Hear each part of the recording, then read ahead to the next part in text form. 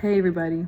So I had a recent download and revelation, and I guess you could say I figured things out in my brain, I guess. But so I was just having a conversation about myself about love, because I had experienced a situation with somebody recently where I had felt love for them, but then I started to experience myself and notice myself drifting too often and ruminating too often about this person in my mind. And I had gone through this before. It is a karmic cycle that I was brought with, because there was something that I was not confronting and understanding within myself in order to move forward in loving relationships and to find the person that is truly destined for me, my wife, So I had to understand that just in my entire life in general, I had always had a problem with being able to be in relationships and be in love with somebody and even be friends with people, or have a building and know how to build a relationship. Everything for me was always fast, quick, hasty, lustful, so passionate, and we all made decisions and said things that we weren't ready to exactly say yet. And when the conversation came around, obviously we were looking at ourselves and we were just like, okay, so we said all these things, but we're here now, we're experiencing this problem, and we don't know how to move forward, or if we can even move forward, because sometimes the damage that was done was just far too much, and the connection got severed. And obviously that's going to happen sometimes. Sometimes people are in your life to just be a lesson, and they're not meant to work out, or they're not meant to actually, become compatible. Sometimes people that are brought into your life that spark feelings in you, sometimes they may just be either to help you build whatever qualities or strengths or aspects or characteristics about yourself that are required to help you to become in love with another human being, or sometimes they are just meant to be there for you to understand that maybe there's a difference, maybe there's a change that is required to be done in the way that you love. I have studied love in relationships through my psychology studies for years. And what I have found was that there was a huge lag and a huge gap in my education that included trauma-based or trauma-informed ways that people act in love, because I needed to know what to look for when I was interacting with other people in a romantic setting, so that I could also understand that sometimes the things that they did had nothing to do with me, but more to do about themselves and what they were capable of providing, especially with their own personal relationship and history with love and relationships. And I had judged people a lot. I judged and I criticized, and I still even did it now and recently, because I was not able to make that separation between this person is something that I own, because if I don't own them, or if they're not mine, then where does the love go? Or how am I going to be able to handle the way that I feel about this person if they are not under my complete control? Or how do I know that this person is going to stay in love with me or wanting to be around my energy if I am not in control, or if I don't own them, or if I am not, giving them breadcrumbs, or giving them, just what they want, giving them what they want, even though that is not aligned to who I am as a person and my values. And what I had to understand at that point was that there was major changes that I needed to make in my personal life that had to do with relationships and communication, with patience, with understanding, with respect, and giving respect onto others as I would want to be done onto me. Literally embodying the sentiment that what you want to do onto others, what you want people to do to you, you have to do to others. And I wasn't walking the talk. I was just talking a lot. But I learned, and I opened my eyes, and I see the thing, the link, the part of myself that I was not confronting and not taking accountability for, because I wanted to be so right. I wanted to be so right, that person hurt me, that person was wrong, that person was evil, that they're a fuck up and they're terrible. I wanted it, and the way I did this was spewing so much emotional and verbal poison. Whether I said that to that person specifically or I said it in private, either way, the universe heard it and they were like, sis, I think there's an evaluation that you need to do, because honestly, you're saying that about yourself. When I talk shit about other people in a relationship or in a friendship that didn't work out, or there was problems or there is problems, I talked shit about them before I could figure out why they reacted the way that they did, or how did my energy interact with theirs to produce the event or the action or whatever happened that caused the problems, that caused the strife, that caused the turmoil. So once I was able to see, oh, hold on, me immediately going off of how I feel and taking actions based on how I feel towards this person that hurt me, because I have feelings for them and because I had ego, and I was starting to embody and act out of a superiority complex, because it happens amongst us spiritual healers and teachers. It happens a lot. Spiritual paranoia or psychosis and having a superiority complex is extremely common. And whenever that happens, you are unable to see anything that you do or that person's true intentions were for the action or whatever event that had occurred. So now I was confused in the past. I was confused. I was like, this person did me wrong, though. There is no way that there's anything that this person did that was right or understandable or acceptable, because I was going off of the basis of what I learned and what I experienced and what I went through as a child. And that was my problem.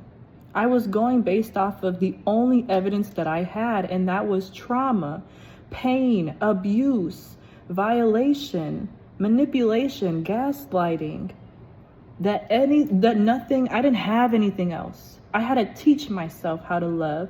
I had to teach myself how to love other people, and I had to teach myself how to love accurately and honestly and authentically. And I'm learning that who I am, who I said I am, who I said I was, and who I am today are two different people, to the point where I don't even recognize myself. I don't. The person who I am today, I'm honestly astonished, and I am surprised, and I am like, how did we get here though? How did all that we went through amount to the person that I am today? Because I'm actually growing, and I'm actually healing, and I'm learning, and I'm becoming better than I used to be not even a year ago. And that stuff still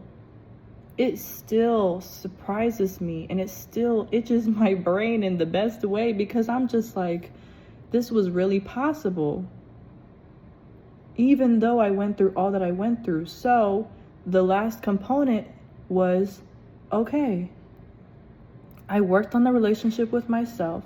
I saw the shadow aspects of myself where I was still acting out of trauma and old habits and karmic familial cycles that were ingrained within my ancestry for me to beat in this lifetime, which that is not easy. And that I took the time alone in isolation to establish what were my values? What do I like to do? What do I want to do? Who do I like to be around? What are the things that I want to spend time towards? And then rebuilding my life to be in accordance and in agreement with the things that embody who I am becoming. because I embody her today. I embody them today, my highest self today. Even though I am still getting to know her, and I'm still getting to meet her, and I'm still getting to get acquainted with this person. But it's an everyday process. And I was able to see for the first time in my life that I'm really not all that I used to say that I was. And the way that I went about relationships are completely different, because I don't even want the same things that I did in the past in relationships that I do now, because I see how it manifested in real life, or I see how these relationships or these people interacted with me that were, of the things that I said that I wanted and I said that I liked or cared about. But then I understood. I was like, oh, I see now that things change because I changed, and that is okay. And that I say that for you, that it is okay to change too. It is okay to change the way that you feel about yourself and your life. It is okay to change the way that you feel about the world and relationships. It's okay to change the way that you feel about your career, your family, your relationships, money, anything. It is okay to change. As long as you're not hurting anybody, which I was.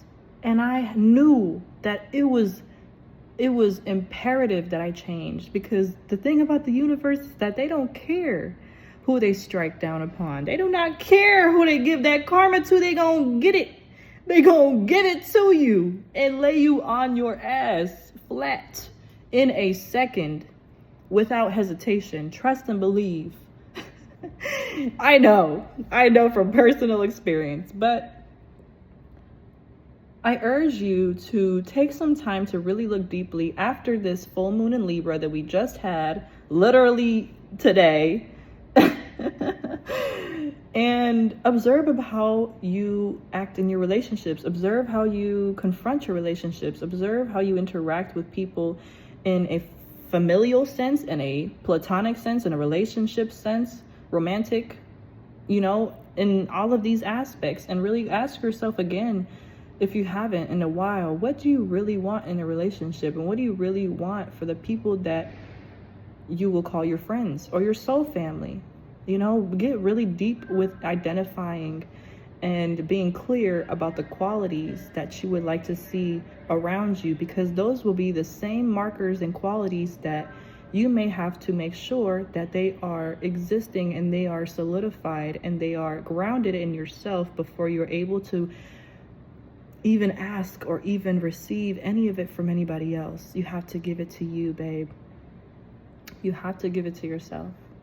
So with that, I love you, and I hope that you continue to keep on loving no matter who hurts you, because again, pain from another relationship, irregardless of the feelings, is not a result or a reflection of the person that gave you that hurt or you, but more so about what is deeper within our souls, what is deeper within their souls, and either something that you guys can come together to help, each other dismantle it or work on it, or maybe it's just something that you just see it and you're just like, okay, I understand, and I'm just gonna walk away, or I don't have to be a part of it.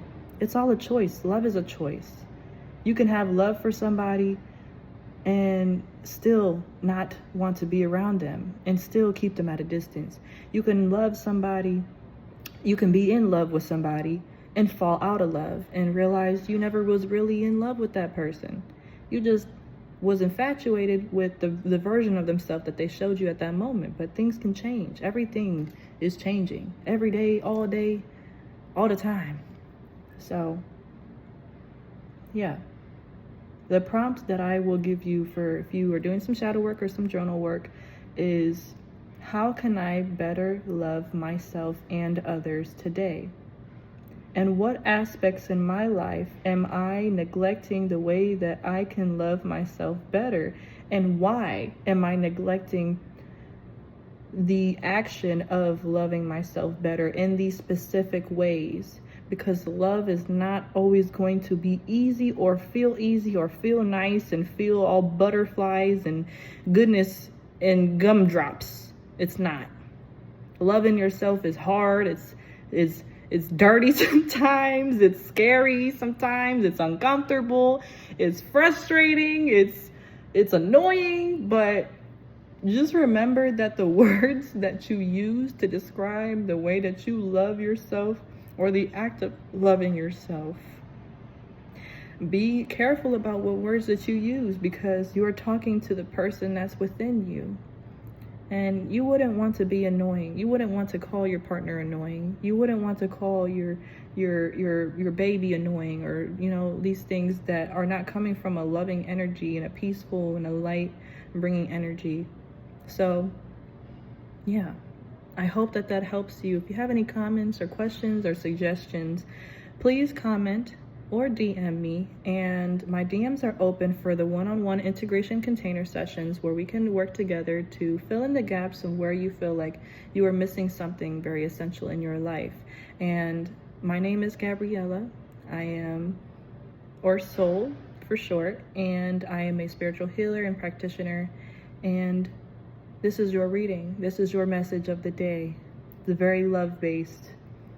And with that, I leave you. I hope you have a beautiful day, a peaceful day. I'm sending you love.